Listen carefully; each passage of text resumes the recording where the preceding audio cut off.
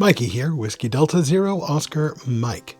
And here, today, I'm going to talk to you about the messy subject of hamsticks.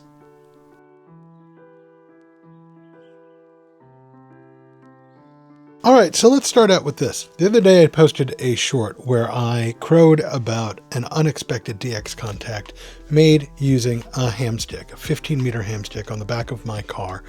I immediately, as I expected I would by the way, I immediately got a troll coming in saying, oh, that must have been done, you must have been like way up on a building or using a digital mode or both. And I'm like, no my dude, I was down in a valley doing 50 watts SSB. And I still made a contact with Australia. So I thought about it and I decided I wanted to talk about hamsticks, talk about what they are, talk about their limitations, and talk about how, like so many other situations we find ourselves in, the best antenna you have is the one you're putting in the air. So first, let's start with this. What the heck is a hamstick? This is a hamstick, and please pardon the mess you might be able to see behind me. I thought about blurring or adapting the background, but honestly that probably will just make it harder to see the hamstick. So this is a hamstick.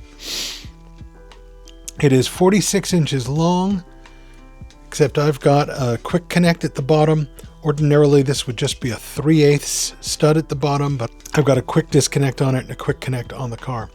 This shaft is fiberglass, as far as I know, and it's relatively flexible.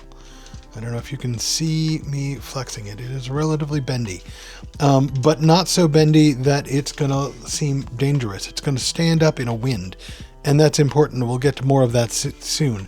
And then I think the light is good enough that you can see spiraling up the shaft. You can see it reflected off the nubbiness of it is a wire all the way up to the top, and then there's a little bit more sort of dense coiling here, and then a little more up to the very top. It's an induction coil. That's all it is an induction coil. It's just like a Wolf River coil, only in this particular case, this is a coil for 10 meters. And then at the top is a stinger. You adjust the stinger just by loosening up some IKEA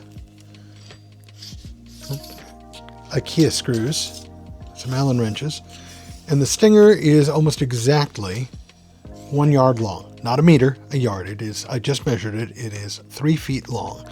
Don't ask me why it's in feet and not in meters. I have no idea.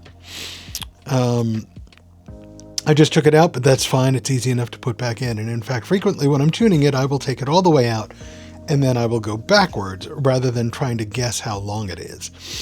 And this is how you fine tune it, particularly on a big band like 10, but even on some of the smaller bands, you can fine tune it to get the SWR where you want it and get the dip where you want it by adjusting the whip. And of course you do need some of this stinger out, or you really don't have much of a radiator. If this is all the way in, then all of your real radiator is this part here. And that really wouldn't be a very efficient radiator whatsoever. Now, actually, before I go on, let me show you a comparison. So that's the 10 meter one. And then here is the 40 meter one. They are exactly the same length. They are exactly the same physical length, but the electrical length on the 40 is altered by a much longer section of the dense coiling all the way up to the top from the middle. So you've got loose coiling down here like you do on the 10, and then you've got dense coiling all the way up to the top. I've also got an 80 meter stick, and I've looked at that, and the 80 meter stick is dense coiling almost all the way down to the bottom, and it's also about a centimeter taller. It's the only one that's a different size from these others. You will find hamsticks almost everywhere. You go into a truck stop or a CB shop, you will find something that looks an awful lot like these, only they're not called hamsticks, they're called fire sticks often, and they're the exact same thing. They're just wrapped for 11 meters instead of 10 or 12 or 15. Now, if you know anything about antennas, and I like to think I know at least a little bit about antennas, it is pretty obvious that these are a tremendous compromise, right? They're mostly coil. Unlike, say, the Wolf River coil, where the coil, even the long coil, is a significant part of it, but you've still got possibly a 17-foot whip on top of that coil. You've got a 3-foot whip max on top of this stick. And you would be within your rights, entirely within your rights, to feel a little skeptical about whether this is an effective antenna at all. So let me show you how effective an antenna it turns out to be. Here is my map from the 31st of January. I had an hour and a half to kill between appointments and nothing more. I went to Fort Snelling State Park, US 2482, which I've done many times. You've seen some videos from there. I do there. I've got a lot of contacts there. I've got like 2,100 contacts there right now. I'm just shy of the leaderboard. That's not bragging. It's very close to my house. It's an easy place to hit. So I go to Fort Snelling State Park, and I've got very little time on my hands, and I could just put a whip on the back of my car, a 17 or a 25, and adjust that. But I'm like, you know what? I kind of want to prove a point. And I know today I only want to use 15 meters. 15 meters was wide open. And I made a conscious decision. I'm just going to use 15 meters. So I'm going to go ahead and put my 15-meter hamstick on the back of the car, dial in the stinger for good SWR, and go to town. And that's what I did. And I was just calling CQ POTA. I wasn't trying for any DX. I did not expect to get any DX on this antenna. And about 10 contacts in, I get a VK station, specifically VK2IZ. Victoria Kilo 2 India Zulu. Buzzing into me from Gulmarad, New South Wales. I mean, was it a magnificent contact? No, it was 5-1 each way, I think, maybe. That's not the point. The point is, arguably, I shouldn't have been able to make that contact at all. And I wasn't trying. It came to me. I was just calling POTA, and he came back to me.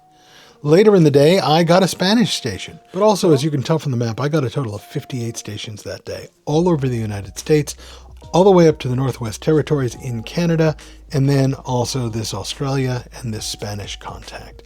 All of this on the humble hamstick. 50 watts, SSB, I want to stress that. This was not digital, this was not FT8, this was not JT65, this was not me shooting the auroras, this was broad daylight, middle of the afternoon, Minnesota, Fort Snelling, 50 watts, SSB, hamstick.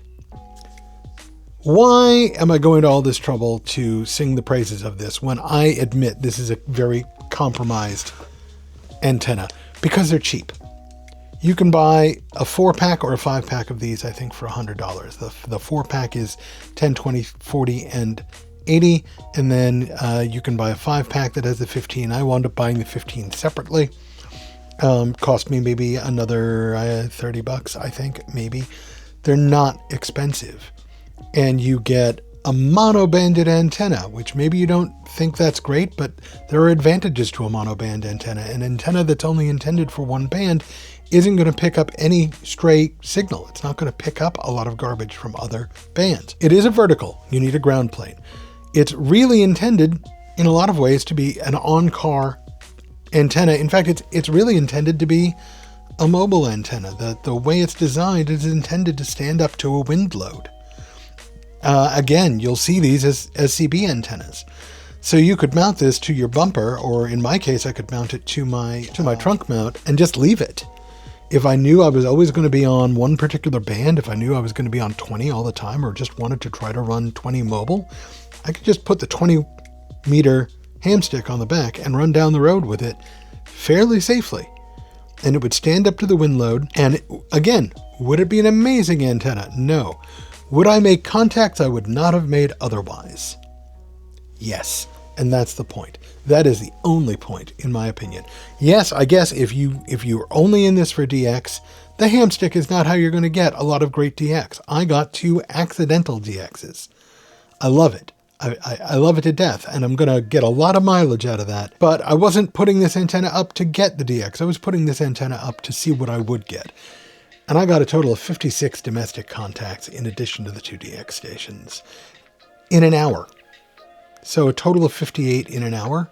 I was being heard pretty far. It worked. That's my point. It worked, and they're inexpensive. And so if you're thinking, oh, I must have all this expensive gear, or I must have a dipole and all the equipment to be able to put up a dipole, even when I'm going out to play POTA, because the dipole is the one true antenna. Don't get me started. Do not get me started. Point is, the hamstick works. It's a vertical antenna. It's very compromised, but it works.